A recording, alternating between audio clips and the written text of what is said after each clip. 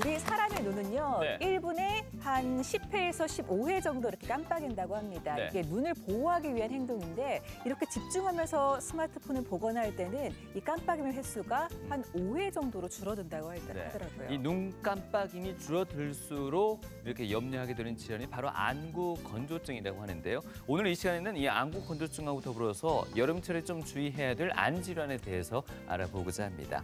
안과 전문의 박영정 원장님 함께하겠습니다. 반갑습니다. 네, 어서 오세요. 반갑습니다. 네, 원장님께서는 또 다양한 안 질환 가운데서도 이렇게 외안부 질환을 좀 전문적으로 네네. 다루신다고 네네. 들었습니다. 그 다양한 안 질환 가운데서 안구 표면 장애에 해당하는 것들은 어떤 것들이 있나요?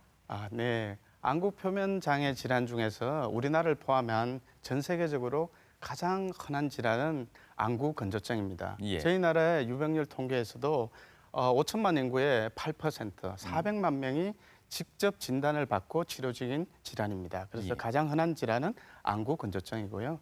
두 번째 안구 표면의 질환 중에 흔한 질환은 감염성 질환입니다. 세균이나 바이러스에 의한 감염인데 올여름과 같이 이래 무더운 여름에는 네. 특히 유행하는 게 우리가 잘 알고 있는 눈병, 유행성 각결막염이 바이러스에 생기고요. 또한 세균성 각막염, 또 젊은 친구들이 많이 쓰는 콘택트 렌즈에 의한 감염이 있습니다. 네. 세 번째 안구 표면 질환으로 흔하게 볼 수 있는 것은 알러지 질환입니다. 그리고 마지막으로 안구 표면 질환 중에서도 꼭 수술이 필요하고 흔한 질환은 군날개입니다. 방금 언급하셨던 그런 부분들을 오늘 약손 이 시간 통해서 네네. 좀 더 자세하게 짚어보도록 하겠습니다. 네. 자, 그 영국에 사는 한 60대 여성이요.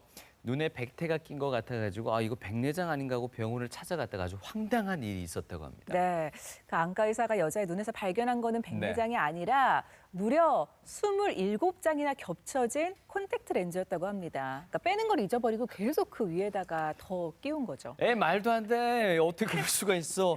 라고도 네. 할 수 있지만요. 조그만 관심을 기울이지 않는다면 우리 눈에는 보이지 않는 그런 질환들 충분히 있을 수 있다고 합니다. 네.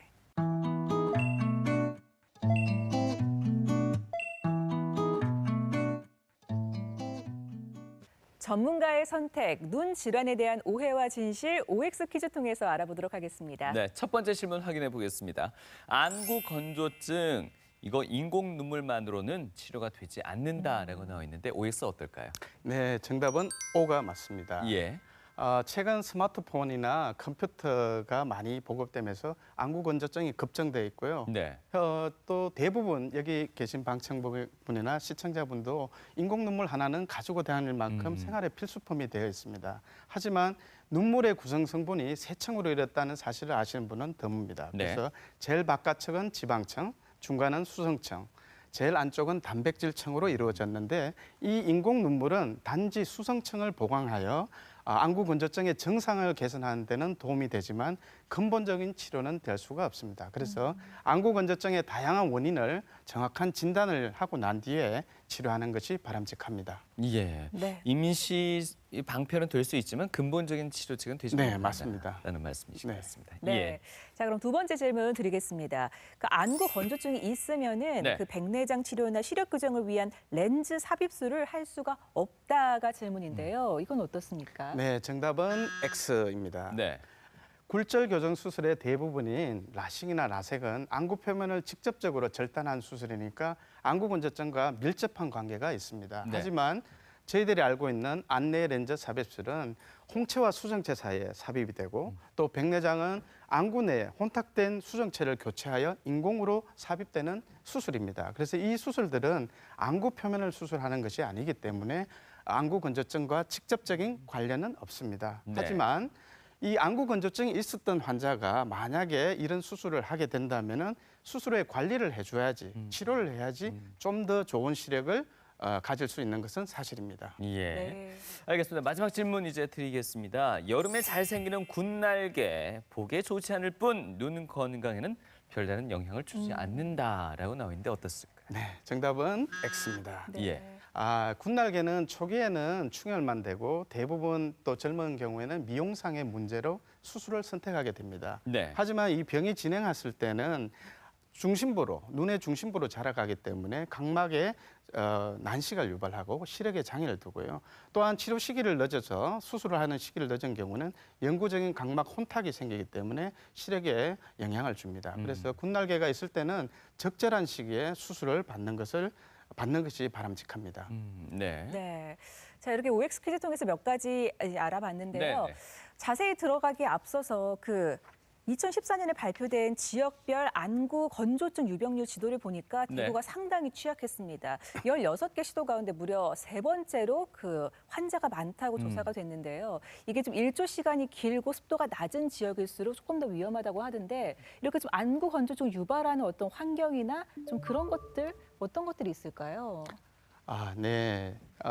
앞서도 말씀드렸지만 스마트폰이나 컴퓨터에 굉장히 보급이 많이 되면서 어린 친구부터 연세 많은 어르신까지 사용하는 시간이 증가되면서 안구 건조증이 굉장히 증가되어 있고요. 네. 특히 이런 안구 건조증을 유발하는 원인은 이런 기기를 오래 보는 것하고 연관이 되지만 눈 깜빡임이 3분의 1로 줄어들었다는 보고가 있습니다. 눈 깜빡임을 하지 않기 때문에 증발형 안구 건조증이 많아질 수가 있습니다. 또한 우리가 생활 습관 중에서 또 고쳐야 되는 것이 젊은 친구들이 사용하는 미용적 콘택트 렌즈인 서클 렌즈입니다. 이 서클 렌즈의 경우에는 렌즈 자체에 아름답게 하기 위해서 착색이 되어 있죠. 이런 네. 착색은 우리 눈에는 산소 투과도를 떨어뜨리게 되고 그렇게 되면 안구 표면에는 염증 그리고 면역이 떨어지면서 때로는 이게 각막궤양 중심부에 혼탁을 남겨서 시력을 잃는 경우도 생깁니다. 네. 또한 세 번째로는 우리가 생활 습관 중에서 눈이 충혈된다고 잘못 쓰는 안약들이 있습니다. 대개 혈관 수축을 하는 안약들을 쓰면은 눈은 하얗게 바뀌지만 이걸 계속 습관적으로 쓰다 보면은 끊게 되었을 경우는 더 심한 충혈이 유발되고 또한 스테로이드가 포함된 안약 같은 경우에는 백내장이나 녹내장 같은 심각한 합병증이 일어날 수 있습니다. 네. 마지막으로 여자분들이 이제 예뻐지게 하기 위해서 이게 속눈썹 연장술 같은 경우에는 이 속눈썹 연장술에 붙이는 풀이나 재료가 알레르기나 염증을 유발한다는 보고도 있고요.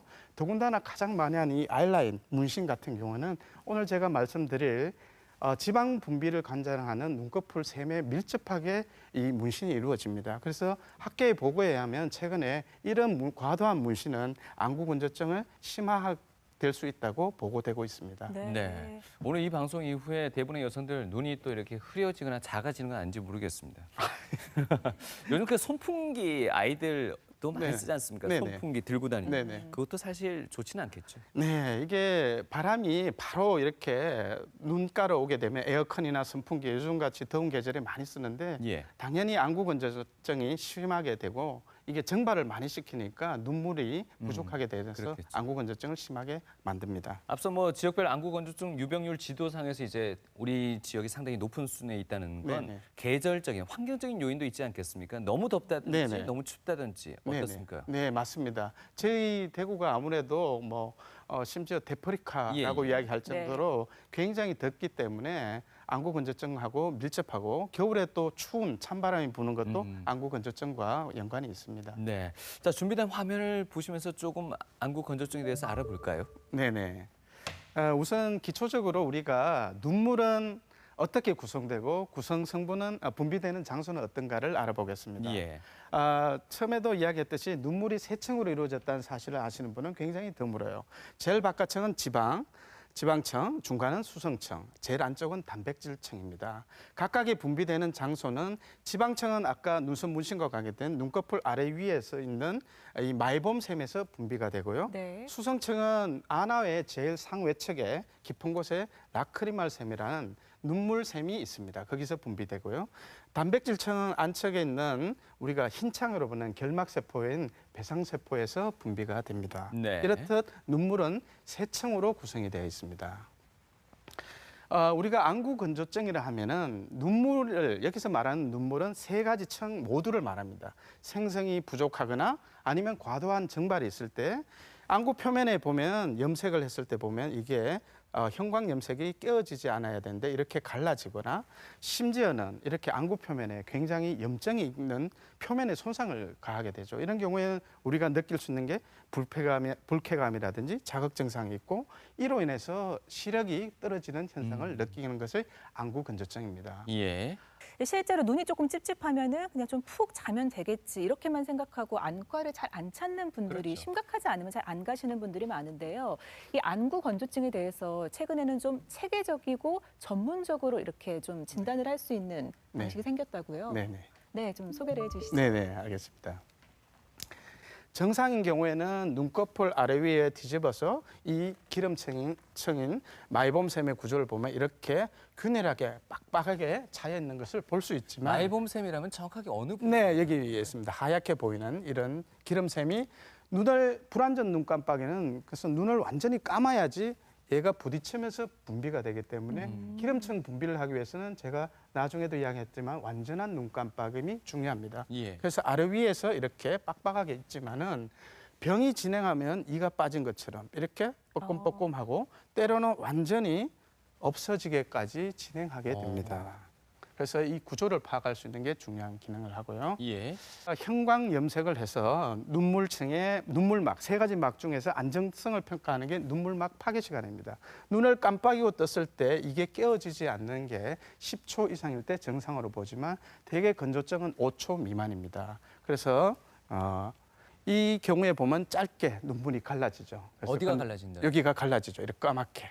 아, 예. 검정색이 보이는 부분이요. 네네. 그리고 이 경우에는 갈라지는 표면에 굉장히 염증이 있는 것까지 관찰이 돼서 심한 안구 건조증이죠. 그래서 이 형광 염색을 하면 파괴 시간과 염색을 하게 돼서 어느 정도의 손상이 있는가를 판단할 수 있는 검사입니다. 네. 예.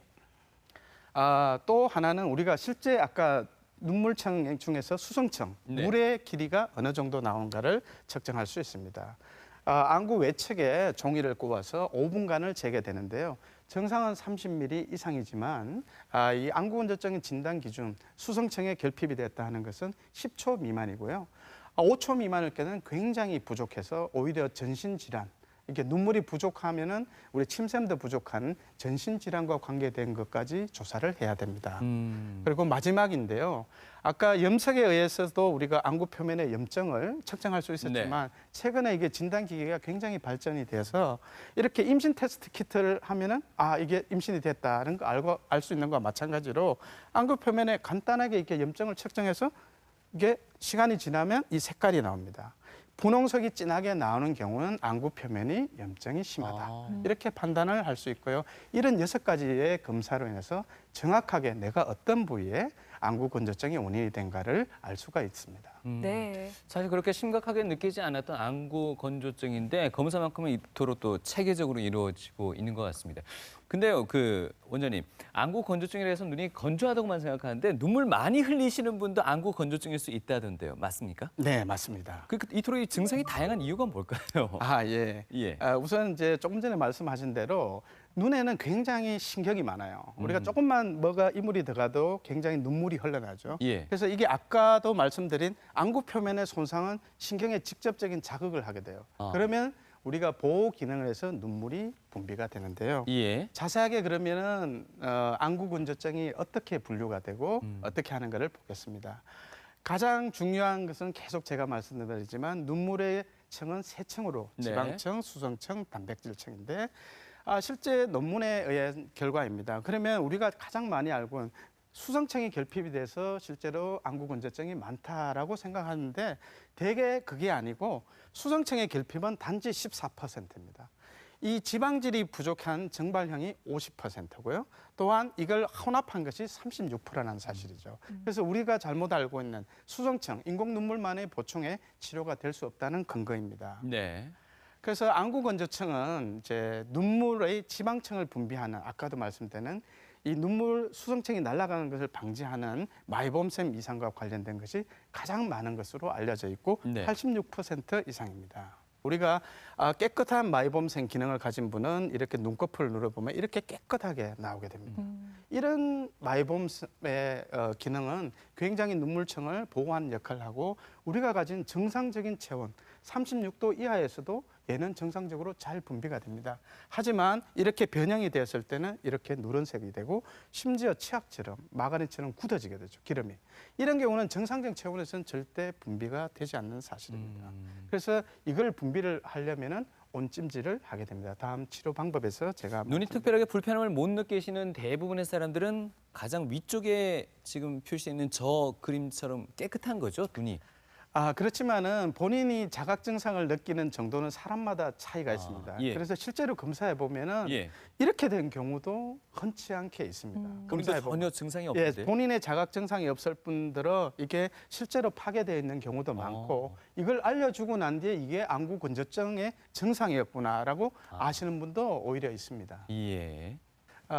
예를 들어서 지방층 부족에 의한 정발형 안구 건조증의 예입니다. 61세 남자인데 우선 안과적 검사를 해보니 이 기름띠가 눈꺼풀 주위에 이렇게 끼어 있죠. 그러니까 눌러보니까 아까 치약처럼 분비가 거의 되지 않았습니다. 이분이 눈물 양을 재보니까 15ml씩 양쪽에 정상을 가지고 있었는데 자 리피뷰를 통해서 마이봄샘의 기능을 보았습니다. 구조를 보니까 위에는 벌써 50%의 이게 파괴가 되어 있고요. 아래쪽은 더 심각하게 70~80%가 파괴가 되었습니다. 균일하게 있어야 되는 하얀 선이 지금 그렇죠. 없다는 없는 거죠. 없는 거죠. 그리고 정상 범위가 80인데 비해서 이분은 22죠. 그래서 4분의 1 정도의 기름인데 그것도 이런 기름이 나오니까 정발형 안구 건조증으로 심하게 불편함을 겪고 있죠. 이런 환자에서 인공 눈물만 눈물이 부족한 경우가 아니기 때문에 넣어주는 것은 무의미하죠. 오히려 이 기름이 잘 배출될 수 있는 치료와 또 지방질을 보충하는 안약을 사용하는 것이 맞습니다. 네. 다음은 수성층 부족에 의한 안구 건조증입니다. 여자 54세 환자인데 눈물막 파괴를 검사를 하니까 이렇게 심하게 깨어져서 이분은 안구 건조증이 있겠구나라고 알고 있었고 눈물량을 분비를 측정해 보니까 오른쪽은 1mm, 왼쪽은 3mm 굉장히 줄어들었습니다. 하지만 이 마이봄샘 지방질을 측정하는 구조를 보면은 거의 아래 위로 균일하게 흰 줄이 있는 걸 확인할 수 있고 네. 정상적인 범위에 80나노메타 이상인 100나노메타입니다. 그래서 이런 환자의 경우는 안구 건조증의 주 원인이 눈물 부족증, 수정청 부족에 의한 안구 건조증이죠. 이런 부분을 치료하려면은 당연히 눈물 분비를 촉진하는 약이라든지 인공 눈물을 사용하는 것이 바람직합니다. 네. 자, 안구 건조증에 대해서 좀 살펴봤는데요. 네. 눈 질환이 또 예민해질 때가 또 요 시기인 것 같습니다. 이제 그 피서 맞아서 뭐 바닷가도 많이 가시고 물놀이 많이 가시는데 눈병 많이 갔다 오면 생기죠. 그러니까요. 이게 근데 외부에 의한 좀 이렇게 좀 감염이 돼서 오는 경우도 있지만 내 몸속에 기생충 때문에 눈병이 유발이 되는 경우도 있다고 하더라고요. 다른 사람 때문에 아니고 자기 탓인 거죠. 네. 그러니까요. 그런 이건 경우들이 어떤 많나요? 경우인가요? 가끔 이제 안구 건조증을 우리가 원인을 밝히다 보면 예. 환자분들 중에 여기 보는 예를 보면 눈꺼풀 주위에 아까와 마찬가지로 기름이 차 있고요. 눈꺼풀 속눈썹에 이게 비듬이 많습니다. 이런 경우에 특히 아침에 자고 일어나면 내가 너무 뻑뻑하고 불편하다, 충혈이 많이 된다는 환자들이 있는데 이런 환자들을 가끔 눈썹을 뽑아서 현미경 검사를 해보면 우리가 기생충 중에 눈썹에 기생하는 모낭충인 데모덱스라는 균을 발견할 수 있습니다. 기생충을. 그래서 이런 데모덱스가 발견이 되는 경우에는 이 데모덱스를 치료하는 세정제가 있습니다. 우리 시중에서도 티트리 오일이 있는데 이 티트리 오일을 포함된 세정제를 통해서 아침 저녁으로 8주간을 치료하게 되면 닦게 된다는 거죠. 집에서 본인이 닦게 된다면 간단하게 없앨 수 있는 질환입니다. 네.